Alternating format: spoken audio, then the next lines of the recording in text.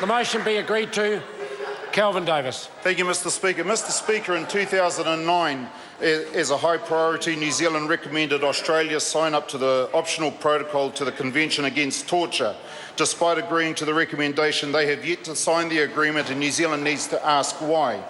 On November the 9th, the Australian human rights record comes under scrutiny as part of the Universal Periodic Review.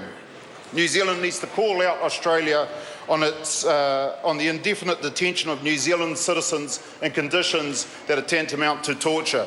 Mr Speaker, when I was over on Christmas Island checking out the human rights abuses being perpetrated on New Zealand citizens by the Australian government and the Australian system, where was John Key? Where was the Prime Minister? He was on Radio Hauraki, Mr Speaker, talking about playing with himself and peeing in the shower. I was absolutely disgusted to hear that while I'm over there checking out on the abuses of New Zealand citizens, here he is being a clown and pulling his own political stunt. If he wants to talk about that sort of stuff when New Zealanders are suffering in detention, indefinite detention, then he needs to have a good look at what sort of Prime Minister he is. We don't need a clown that's just going to manage our economy. What we need is a leader to start standing up for New Zealanders. That's right. And it doesn't matter whether New Zealanders are here in New Zealand or they happen to choose to live in Australia. If they're being abused, if their rights are being abused, then we need a Prime Minister who's going to stand up and look after their rights and their interests. Mr Speaker, those men in the detention centres, they're scared, they're hungry, they're traumatised. They're full of despair, they're empty of hope. There is no light at the end of the tunnel for them, simply because there's no light and there's no tunnel. All they can see are walls and wires and electric fences. Now I know, yeah, they went to prison, they committed a crime, but we have in New Zealand the right not to be punished for double jeopardy. These guys are being punished for the crimes they commit, and they are on the lower end of the scale. They're not like Peter Dutton, the Australian Immigration Minister, says they're all rapists and murderers. The guys that I met offended at the lower end of the scale. They don't deserve then, as they walk out of the prison and walk into the car park of the prison, to be picked up and to be detained indefinitely. Some of them have been detained in the detention centres longer than they were in prison. Not only that, if at the end of the detention they are actually deported, then that's triple jeopardy. We've got New Zealand citizens who are being punished 3 times for one crime. Now, if they, Mr Speaker, do need to be deported, I've got no problems with that.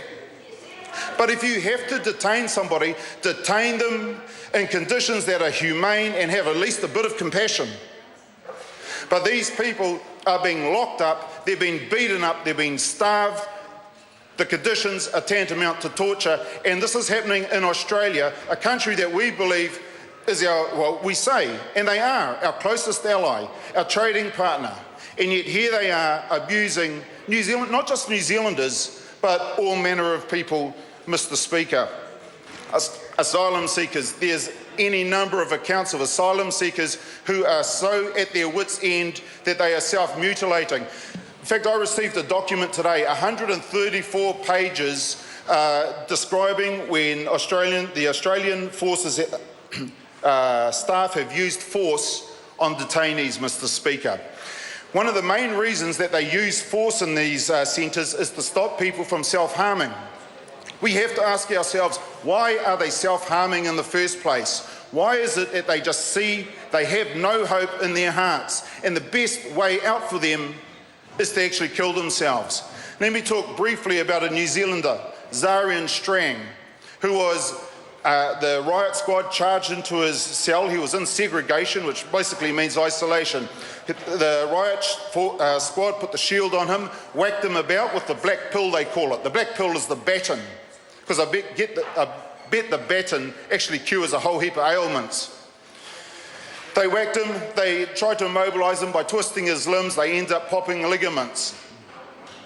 He was denied medical treatment, he was hosed down in his cell, he was made to sleep in wet clothes for 2 nights. The only way he kept warm was by turning on the hot shower during the night until the water ran out. Mr. Speaker, New Zealand needs to do something to help these New Zealand citizens. The Honourable Craig